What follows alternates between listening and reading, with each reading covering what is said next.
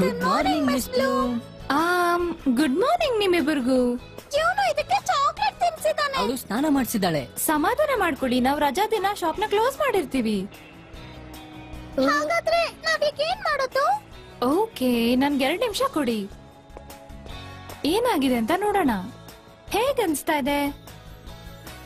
ನಿಂಗೆ ಹುಷಾರಿಲ್ಲ ಅಲ್ವಾ? ಆಮೇಲೆ ನೀನು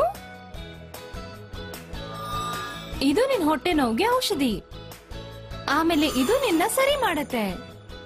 ಆದ್ರೆ ನೆನ್ಪಿರ್ಲಿ, ಮ್ಯಾಜಿಕ್ ನ ಎಲ್ಲಾ ಸಮಯದಲ್ಲೂ ಉಪಯೋಗಿಸಕ್ಕಾಗೋದಿಲ್ಲ. ಇಲ್ಲಿದೆ ನಿಮ್ ಪೆಟ್ಸ್, ಮುಂಚಿನ ತರಾನೇ. ಹೇಗ್ ಮಾಡಿದ್ರಿ? ಇದೆಲ್ಲ ನಮ್ ಮ್ಯಾಜಿಕ್ ನ ಸೀಕ್ರೆಟ್. ಈ ಪೆಟ್ಸ್ ನ ಹುಷಾರಾಗಿ ನೋಡ್ಕೊಳ್ಳಿ, ಅವು ಗೊಂಬೆಗಳಲ್ಲ, ಅವ್ರಿಗೆ ನೀವ್ ಬೇಕು. ಸರಿ, ಖಂಡಿತ.